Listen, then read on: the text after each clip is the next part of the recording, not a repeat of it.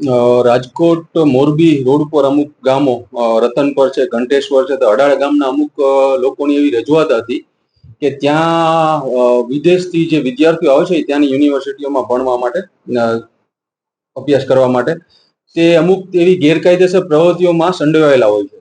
આવી ફરિયાદો ત્યાંના ગામવાળા પાસેથી મળેલી હતી. જેના અનુસંધાને ગત તારીખ 25/8/2025 રોજ રાજકોટ શહેર એસઓજી પીઆઈ SM જાડેજાની રાહબરી નીચે SOG team, Rajkot crime branch team તથા લોકલ પોલીસ સ્ટેશનની સાથે સાથે NCBના પણ અધિકારીઓ આ એક સાથે એક મેગા ડ્રાઈવનું આયોજન કરવામાં આવેલ.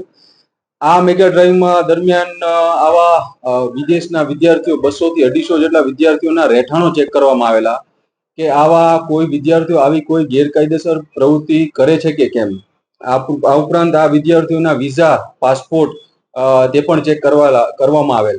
આ વિઝા પાસપોર્ટ દરમિયાન જાણવા મળે કે આમાંથી 5 એવા વિદેશી નાગરિકો મળી આવેલ કે જેમના વિઝા પૂર્ણ થઈ ગયા હોય તો પણ ઓવરસ્ટેમાં અહીંયા રહેતા હોય.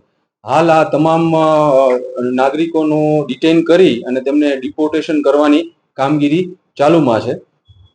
ઉપરાંત આજે આ ડ્રાઈવ સતત ચાલુ રહેવાની છે, જેમ કે આજે પણ એવા 2 સસ્પેક્ટ અમારી પાસે પકડાયેલા છે એસઓજી બ્રાન્ચ દ્વારા કે જેમને પણ આવી રીતે એના વિઝા પૂરા થઈ ગયા છે અને તેઓ ઓવરસ્ટેમાં અહીંયા રહે છે અને એમના પણ હજી પ્રક્રિયા ડિટેન તથા ડિપોર્ટેશન પ્રક્રિયા ચાલુમાં છે. કેટલા સમયથી ક્યારે પૂર્ણ થયા છે અને શું અહીંયા કામ? આ તમામ આપણે જે 5 મહિના છે એ લોકો છેલ્લા લગભગ 2 વર્ષથી અહીંયા છે અને તેમના અમુક બિઝનેસ વિઝામાં આવેલા છે. અને એક જે વિદ્યાર્થી છે તે સાઉથ સુદાનનો, એ પાછો આવ્યો છે વિદ્યાર્થી, આમાં વિઝા છે એમ પાસે, એજ્યુકેશન વિઝા. ક્યારે વિઝા પૂર્ણ થયા? ઓલરેડી 1 વર્ષ પૂરા થઈ ગયા છે એમના વિઝા પૂર્ણ થયા. તો આ તો બધું ઓનલાઈન પ્રક્રિયા, ઓનલાઈન પ્રક્રિયામાં વિઝા પૂરા થઈ ગયા છે.